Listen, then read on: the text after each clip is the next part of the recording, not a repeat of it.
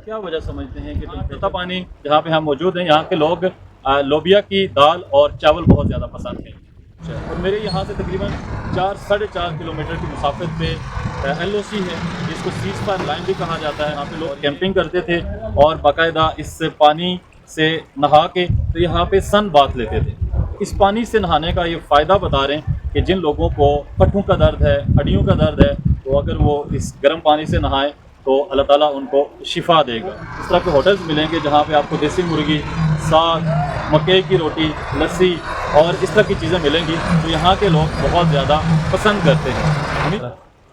अस्सलाम वालेकुम, मैं हूँ तैमूर कबीर। आज हम मीरपुर से आए हैं पुंछ की तरफ। मेरे राइट साइड पे दरियाए पुंछ है और लेफ़्ट साइड पे यहाँ पे एक गर्म पानी का चश्मा है जो कि तत्ता पानी के नाम से मशहूर है। और यहाँ पे मेरे राइट साइड पे तत्ता पानी बाज़ार भी है और बड़े अरसे से बताया ये जा रहा है कि इस पानी की निस्बत से इस इलाके का नाम भी तत्ता पानी रखा गया है। तो अगर आप लोगों ने यहाँ पे आना है तो मीरपुर से तकरीबन 120 किलोमीटर का फासला है यहाँ इस पॉइंट पे पहुँचने के लिए। और अगर आप यहाँ से आगे जाते हैं तो इस्लामाबाद भी यहाँ से तकरीबन 150 किलोमीटर इस्लामाबाद है। और मुजफ्फराबाद की तरफ अगर आपने जाना है तो मुजफ्फराबाद तकरीबन 160 किलोमीटर है। मीरपुर से लेके अगर आप जाते हैं मुजफ्फराबाद तक तो आपको बहुत ज़बरदस्त यहाँ पे रोड मिलेगी, क्योंकि ये एक इशू रहता है कि जब भी आपने किसी एरिया में ट्रैवल करना है तो रोड कैसी होगी। यहाँ पे रोड्स आपको बड़ी अच्छी मिलेंगी, लोग बहुत अच्छे मिलेंगे, यहाँ का जो इंफ्रास्ट्रक्चर है वो बड़ा अच्छा है, मेहमान नवाज है यहाँ के लोग। और रहने के लिए आपको यहाँ पे गेस्ट हाउस प्राइवेट भी मिलेंगे, गवर्नमेंट के भी मिलेंगे। और खाने में अगर आप खाने के शौकीन हैं, पंजाब वाली साइड से आ रहे हैं या कराची वाली साइड से आ रहे हैं तो उस तरह के खाने नहीं मिलेंगे। लेकिन मेरा आपको ये मशवरा है कि यहाँ पे आके आप यहाँ के लोकल खाने का, यहाँ तत्ता पानी जहाँ पे हम मौजूद हैं, यहाँ के लोग लोबिया की दाल और चावल बहुत ज़्यादा पसंद हैं। और अगर इसकी सराउंडिंग में हम तारीख़ी मकामात जो सियाहती मकामात हैं उनका जिक्र करें तो चार ब्याड़ यहाँ पे प्रोफेसर सिद्दीक साहब ने बताया, बलोच है। आगे हम जाएँ रावला कोट वाली साइड पे तो बंजोसा झील भी इधर ही आती है, कोली भी है। और मज़ीद आगे जाना चाहते हैं तो बाग में सुतन गली, गंगा चोटी, और फिर अगर वहाँ से आगे जाते हैं तो फिर आगे चेलम, नीलम वैली, मुजफ्फराबाद का एरिया आता है। राइट साइड पे अगर हम बात करें तो कोटली है, कोटली के बाद मीरपुर है जो मेन रास्ता लिया जाता है पंजाब से कश्मीर में एंट्री के लिए।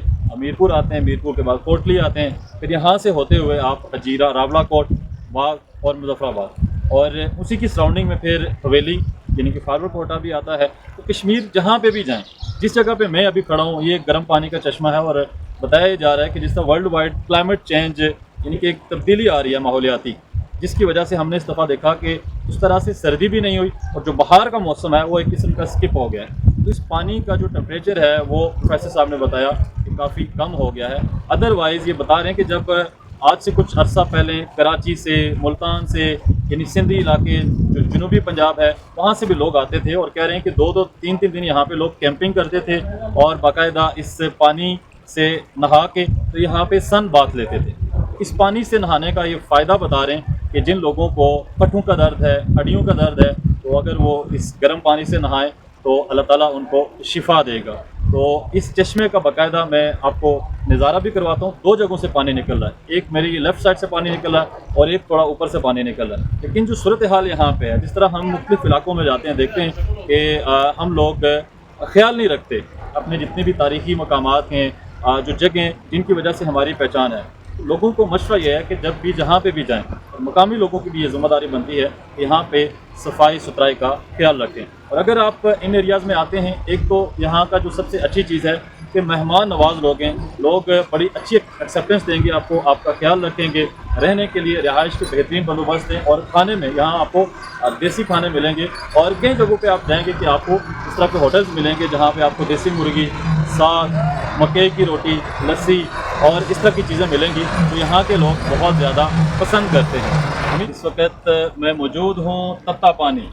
मेरी बैकग्राउंड में आप देख सकते हैं जो पानी यहाँ से निकल रहा है, ये गर्म पानी का चश्मा है जिसको तत्ता पानी के नाम से जाना जाता है। इस वक्त मेरे साथ प्रोफेसर सिद्दीक साहब हैं जो तत्ता पानी यहाँ के इलाके और इस चश्मे के हवाले से हमें बताएंगे कि ये चश्मे के हवाले से क्या कुछ जानते हैं। जी सिद्दीक साहब बताइएगा, ये जो चश्मा है, इस चश्मे का जो पानी है इसका टेम्परेचर अभी कितना है? इस वक्त 60 या 70 के लगभग होगा। पहले ये बहुत ज़्यादा टेम्परेचर हो रहा है, 70 से महसूस कर रहा हूँ। थोड़ा सा टेम्परेचर इसका कम हो गया है। तो इस वक्त जो टेम्परेचर है वो तकरीबन 60 से 70 के दरमियान होगा। क्या वजह समझते हैं कि टेम्परेचर पानी का जो कि ओवरऑल जो वर्ल्ड वाइड इस वक्त जो क्लाइमेट चेंज है उसकी वजह है या कोई और वजह है? ये बिल्कुल कुछ यहाँ पे तमीरात भी हुई हैं रिसेंटली। इसके अलावा यहाँ पे इसका जो रकबा है वो भी कुछ कम हुआ है। कोई 8-10 साल पहले एक फ्लड आया था, उसकी वजह से दरिया ने थोड़ा सा अपना रुख तब्दील किया है। तो ये मल्टीपल फैक्टर है जिसकी वजह से इसकी टेम्परेचर में या इसके एनवायरनमेंट में कोई फ़र्क है। तो इसलिए एक नेचुरली गर्म पानी का चश्मा है और यहाँ पे लोग आते हैं तादाद में, गर्मी में बहुत ज़्यादा लोग आते हैं। लेकिन उस वाले से भी थोड़ी सी देखने में आई है कि कुछ अर्सा पहले जो है जब हम छोटे होते थे यहाँ से आते थे तो लोग यहाँ पे कराची और मुल्तान या इवन लाहौर वगैरह से लोग कॉमनली यहाँ पे रहते थे और वो तो 4-4 दिन यहाँ पे जो है वो कैंपिंग करते थे गर्म पानी की भाप लेने के लिए अपने जोड़ों के दर्द के वाले से और अपनी दिल की बीमारी ठीक करने के वाले। लेकिन कुछ अर्से पे मैं महसूस कर रहा हूँ कि लोगों का रुझान कम हुआ है। सर, इस चश्मे की सराउंडिंग में अगर हम कोटली से आएँ, मीरपुर वाली साइड से आएँ, आगे हमने हजीरा की तरफ जाना है तो नज़दीक तरीन और कौन से जो कि पिकनिक के स्पॉट्स हैं, जो कि सियाहत के लिए जो लोग यहाँ पे घूमना फिरना चाहते हैं, जानना चाहते हैं, लोग आना चाहते हैं, तो कोई पॉइंट बता दें। यहाँ पे तकरीबन कोटली जो है वो 15 से 20 किलोमीटर है, जिसकी 40 से 50 मिनट की ड्राइव है। हजीरा शहर यहाँ से जो है वो घंटे की मुसाफत पे है। इसके अलावा चार ब्याड़ का जो है वो सियाती मुकाम अभी डेवलप हो रहा है। वो लास्ट ईयर वहाँ पे एक फेस्टिवल भी हुआ है, तो वहाँ तक भी जाने के लिए कोई 1 घंटा लगता है, तो खूबसूरत जगह है वो। उसके अलावा यहाँ पे तनवा है, साथी खड़ी गाला, इधर बैकग्राउंड में सेड़ा एक खूबसूरत सियाती मुकाम है, रोज है करीब यहाँ पे कोई 40-45 मिनट की ड्राइव पे। तो ये सारी जो अट्रैक्टिव जगह हैं इसके साउंड में यहाँ पे लोग आ सकते हैं और एंजॉय कर सकते हैं। और रहने के लिए जो बंदोबस्त है, जो लोग दूर से आते हैं, तो बताएं। यहाँ पे जो गवर्नमेंट का गेस्ट हाउस बना है, ये साबिक वज़ीर-ए-आज़म अब्दुल क़य्यूम नियाज़ी साहब के दौर में प्रोफेसर साहब ने हमें बताया कि इस गेस्ट हाउस को पीएम हाउस का दर्जा दिया गया था, क्योंकि पीएम साहब खुद एलओसी के बड़े करीब रहते हैं, इस वजह से वो यहाँ पे स्टे करते थे। इस वजह से ये जो गेस्ट हाउस है ये बड़ा ज़बरदस्त यहाँ पे बनाया गया, स्टेट ऑफ द आर्ट है। तो मज़ीद सर इसके हवाले से आप बताना चाहें, रिहाइश के हवाले से? रहाइश का यहाँ पे कोई मसला नहीं है, अच्छी खुली रहाइश है। इस पर लाइन यहाँ से सर कितनी किलोमीटर है, अगर फ़ज़ाई हम उसका मेजरमेंट करें तो? 4-5 किलोमीटर की बात है।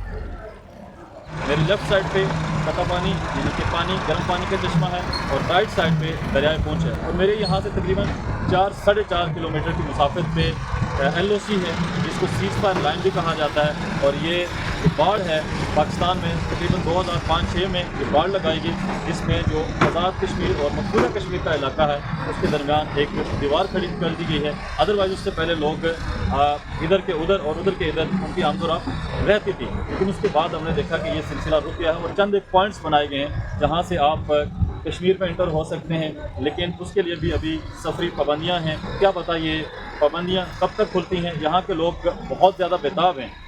अगर रात के औकातकार में यहाँ से आप ट्रैवल करते हैं तो आपको वो बाढ़ जो है वो हजीरा और आगे रावलाकोट तक जाते हुए नज़र आएगी।